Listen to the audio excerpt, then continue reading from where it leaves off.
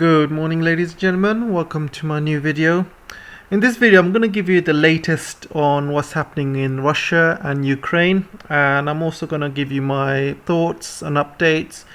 And also, before I start, I want to kind of follow up to my previous video I made yesterday. I was quite frustrated that sometimes when you do speak the truth and you're trying to do the right thing and you're trying to do a good thing in the world, you pretty much get no support, and that's pretty much how the life is, I guess. But the ones that are hating, the ones that are spreading lies, the ones that are spreading hate and violence and propaganda, and I'm talking about all of these channels like Serpent, ZA and his friend. And then now you have a lot of YouTubers who obviously, these YouTubers have been talking about other stuff over the years. And suddenly all of them have suddenly, moved into talking about anti-Chinese hate and also anti-Russian hate as well. And it gives them a lot of views, it gives them a lot of, supporters. They make a lot of money from the live streams, and it just shows, I'm just getting really frustrated with the world, with everything, and I got very, very angry that when you try and do the good thing, when you try and spread the truth, when you try and debunk the lies that's going on, you pretty much get no support. But all of these other people who are doing the wrong thing, the bad thing, they're getting all the support in the world, and that army is growing day by day. And when I see things like that, I just get really angry and frustrated. So, yeah, yesterday's outburst wasn't directed at any of you. I just feel that I'm just not getting the support I deserve, and sometimes I think to myself, why am I even doing this if I don't get the support? But I want to thank the people who do support me. There are obviously your 41 Patreons. I want to thank you guys. You do mean a lot to me. But I've got about 11,000 subscribers. I'm sure the rest of you can do a lot more, and that's what I'm saying, really. But at the end of the day, it's all up to you. I'm not forcing you guys to do anything you don't want to. I'll try and do videos as much as I can. And without further ado, let's get on with the show. So the latest is Russia is attacking Ukraine using cyber attacks. And they're hitting government and bank websites. And again, the West is just taking all of this out of context. And I think, I'm not sure there's any evidence of this. I want to also talk about some examples of double standards that's going on, because all of these countries which are condemning Russia doing this, supporting the Donbass areas, I mean, these guys wanted to be independent from Ukraine. It's not the other way around. Russia is not invading Ukraine. Russia is, protecting these people who want independence from Ukraine.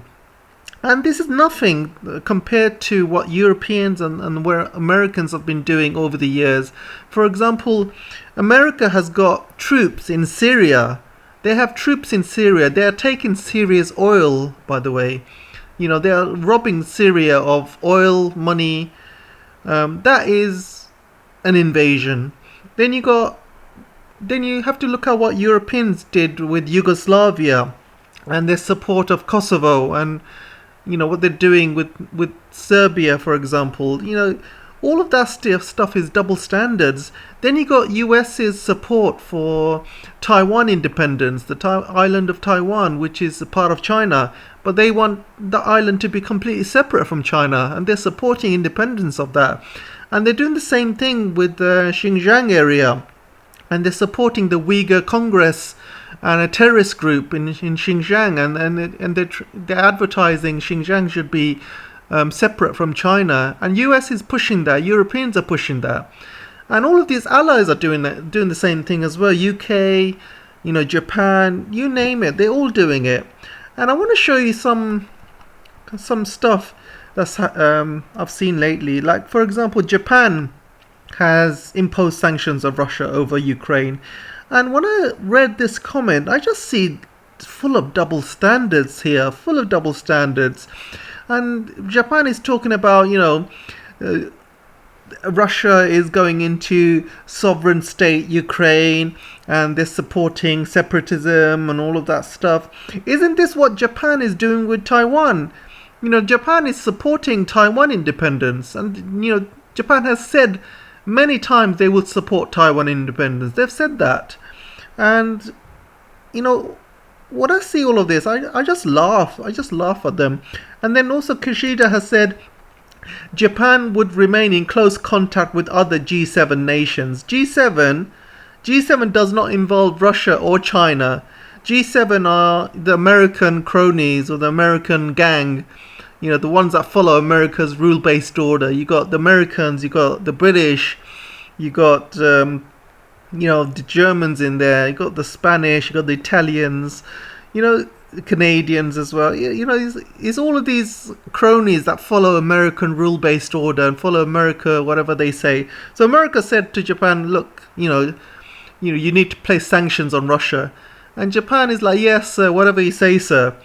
And the thing is, Japan is very dependent on Russian gas, by the way. You know, don't forget that Japan does not have any nuclear installations. They banned the nuclear installations because of the Fukushima disaster. So they are very, very reliant on natural gas, even some, I mean, the coal, but they can't have much renewal because they don't have the space for renewal. They don't have space for solar farms, things like that. They don't have not much space for wind farms. So they're very, very dependent on gas. So they're buying a lot of gas from Australia, but they're also buying it from Russia as well.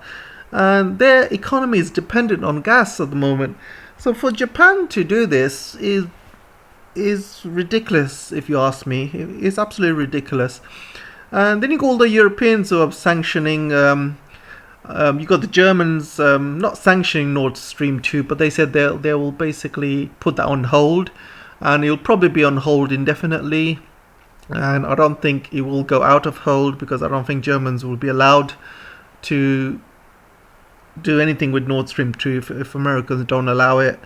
So I think that's going to be on hold indefinitely. You got other countries like Britain. And Britain put some punitive sanctions, which is not going to really affect Russia. And to be honest, it's going to affect Britain even more than Russia. And you got this guy, Keir Starmer. He's a Labour Party. He calls for a ban on Russian broadcaster RT. So this is a country who says free speech is everything. You know, journalism, freedom of everything, freedom of speech, freedom of expression.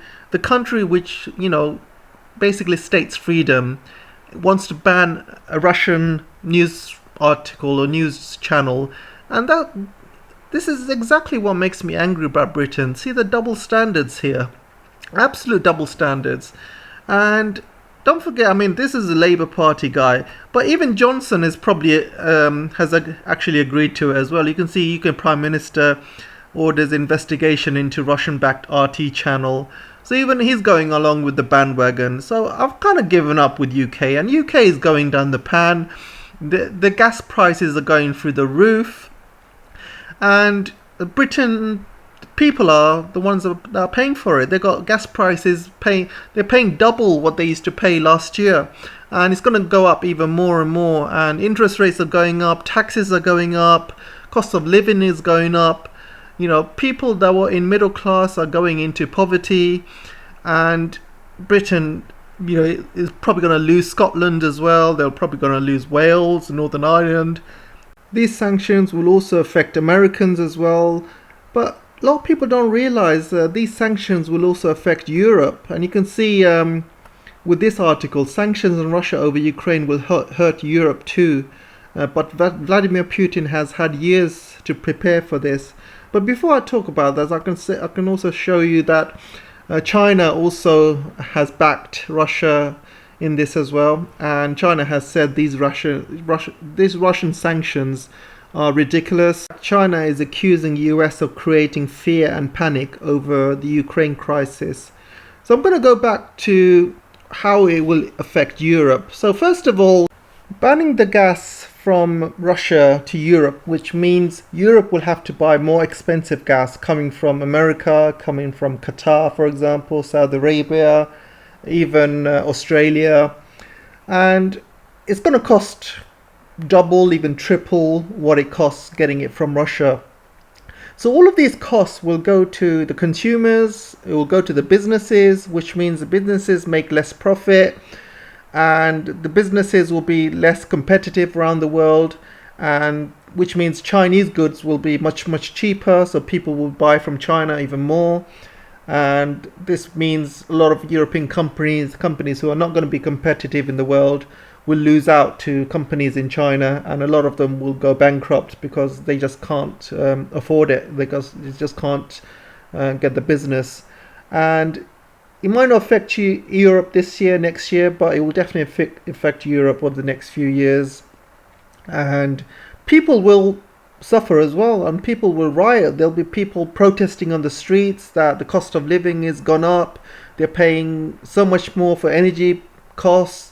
European people will not be happy about this, and Europe will suffer. And I think Europe will go decades without growing their GDP like Japan is right now. I mean, Japan has not been growing over the past 10-20 years. Same will happen to Europe. And European people will not be happy, and they will be standing up. They will be protesting the streets, and this will affect Europe for the long term. And same with America, same with UK. So what they're doing, is completely out of order.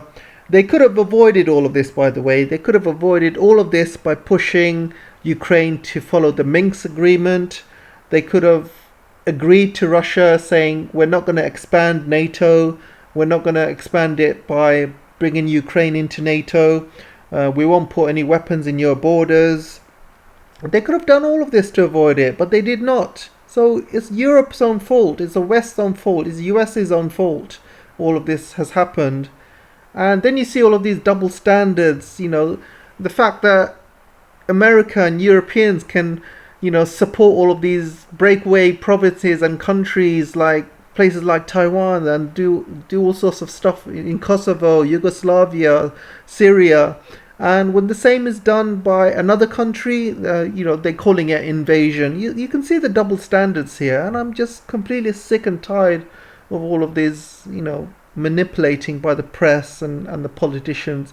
And I'm sick and tired of a lot of people just falling for it, not doing their research, and they're following these media articles like puppets, and they don't understand the true picture, they don't understand the history, and nobody even bothers to actually bother to read up on the history, or read up on what the actual facts are, what the actual truths are. Nobody cares. They just read the first line from the media, few lines from the local paper, and that's it. Their mind is made up. And it's the same for Russia, it's the same for China, and I'm just kind of sick of it, to be honest. So anyway, let me know what you guys think, and I'll see you in the next video.